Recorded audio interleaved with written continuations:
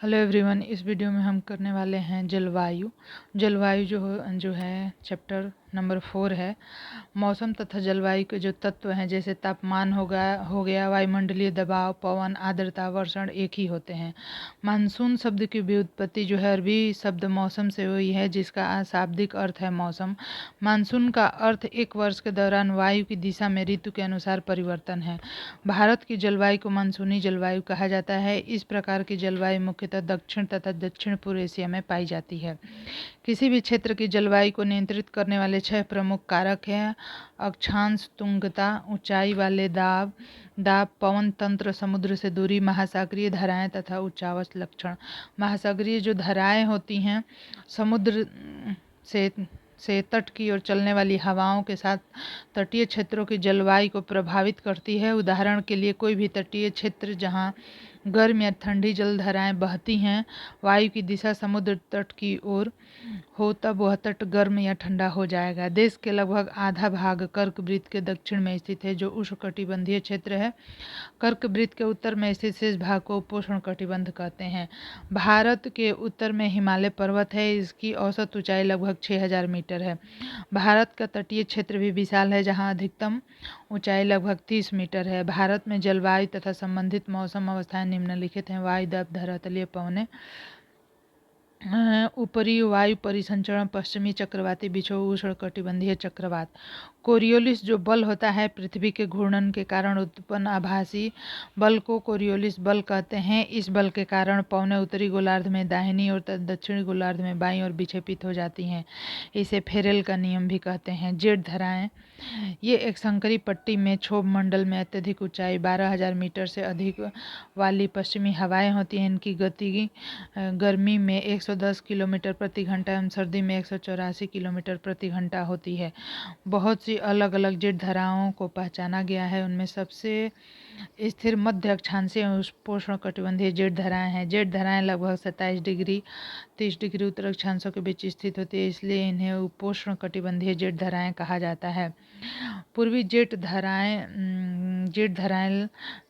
धाराएं जिसे उष्णकटिबंधीय कहा जाता है, गर्मी के महीने में प्रायद्वीपीय भारत के ऊपर लगभग 14 डिग्री उत्तरी अक्षांश में प्रवाहित होती हैं। दाब की अवस्था में परिवर्तन का संबंध एल नीनो से है।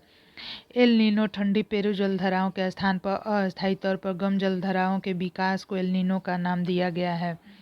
एल नीनो जो होता है स्पेनिश शब्द होता है, जिसका अर्थ होता है बच्चा, जो कि व्यक्त क्योंकि यह धारा क्रिसमस के समय बहना शुरू करती है। एल नीनो की उपस्थिति समुद्र की सतह के तापमान को बढ़ा देती है।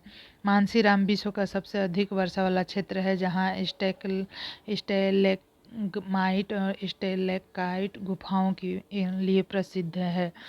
तो यहाँ पे हमने देखा कि जेट धाराएं क्या होती हैं और एल नीनो क्या होता है।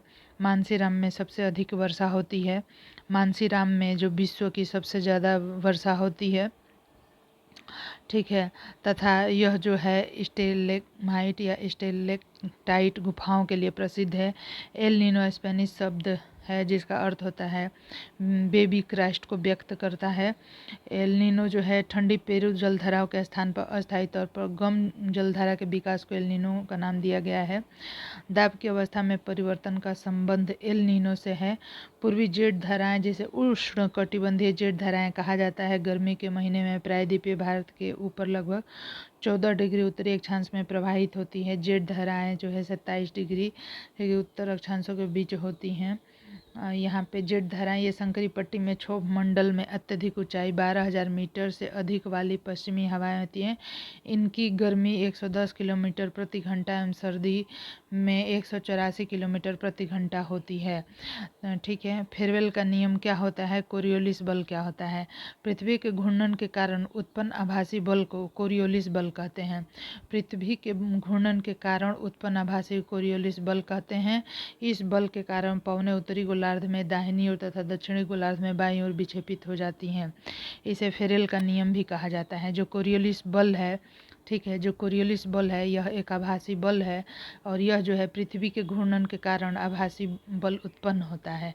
इस बल के कारण पवन जो होते हैं उत्तरी गोलार्ध में दाहिनी ओर दाहिनी ओर इस तरफ मुड़ने लगते हैं और दक्षिणी गोलार्ध में बाईं ओर मुड़ने, इस तरफ इनका मूवमेंट होगा।